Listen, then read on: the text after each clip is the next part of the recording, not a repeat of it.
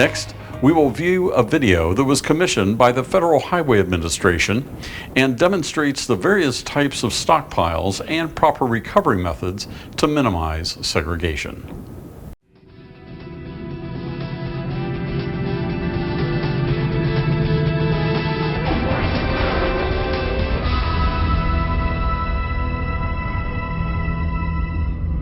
It's an important job we do in the aggregate, asphalt, and concrete manufacturing industries.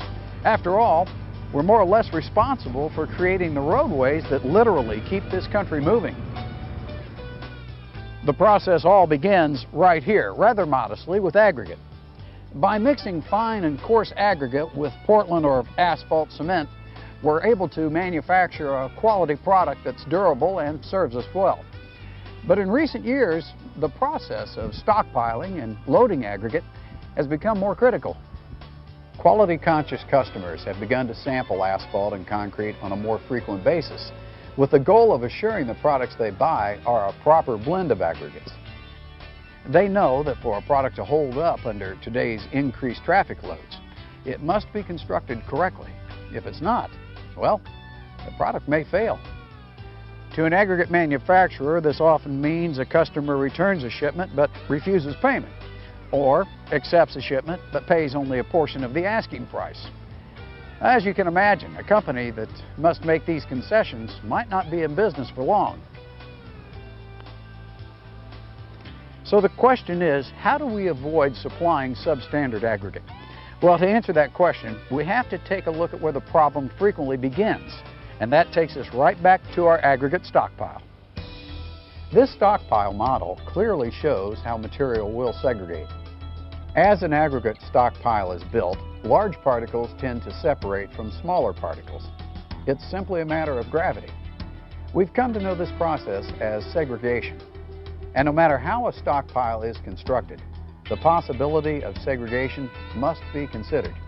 For instance, if you take a close look at a stockpile that is built from a fixed conveyor, you'll notice that fine materials tend to sink to the bottom as it moves along the conveyor belt.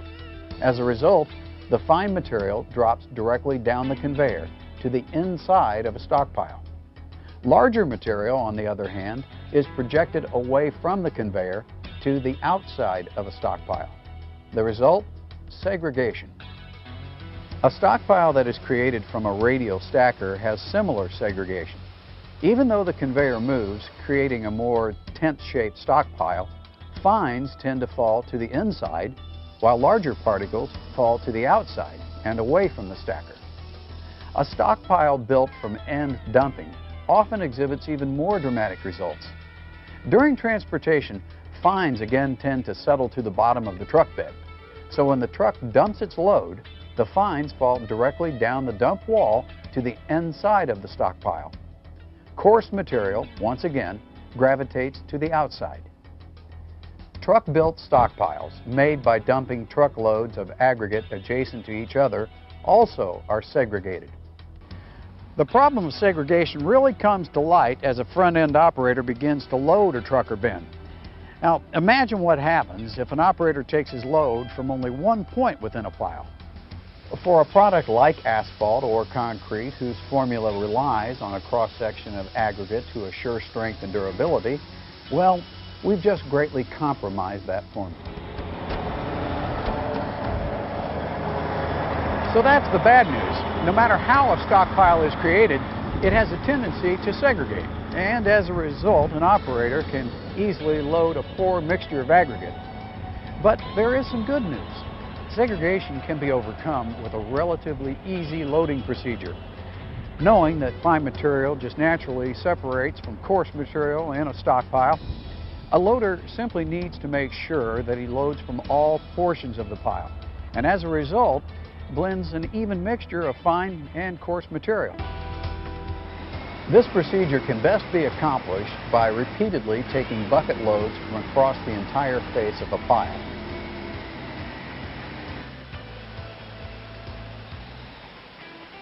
The rule of thumb here is to visually divide the pile into thirds. Start loading at one end, let's say the left third, move to the center, then move to the right third of a stockpile. You'll want to repeat this procedure until your load is complete. This rule of thumb should be followed for a cone-shaped pile built by a stationary conveyor, a tent-shaped stockpile formed by a moving conveyor, and an end-dump stockpile. An operator should also make sure he enters the stockpile as low as possible without scraping base material, and then raise the bucket up through the pile.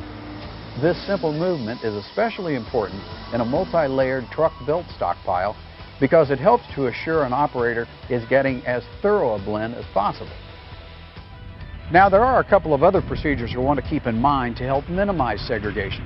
First, don't hesitate to reposition a truck that may be blocking your access to the entire face of a stockpile. In the long run, the few minutes it takes to explain to a driver why he must move may eliminate an unhappy customer, or that same driver returning a highly segregated load. Second, be sure that as you load a truck or bin, you don't segregate a properly mixed load of aggregate. For a standard tandem dump truck, that means gently rolling the aggregate into the truck bed, rather than dropping it from an unnecessary height. When loading an 18-wheeler or a belly dump, load the aggregate in 3 steps across the bed of the truck.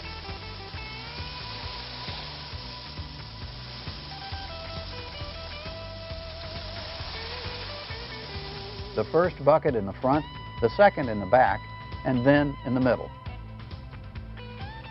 You should repeat this front, back, middle procedure until the truck is full. Also, remember to just roll the load from the bucket. Again, this helps to further minimize segregation. So there you have it. Some very simple procedures that will help minimize the very serious problem of segregation. After all, it's an important job we do in the aggregate, asphalt, and concrete manufacturing industry. By minimizing segregation, we not only help assure that our businesses remain profitable, but that the roadways we build will be around for the long haul. We'll be right back.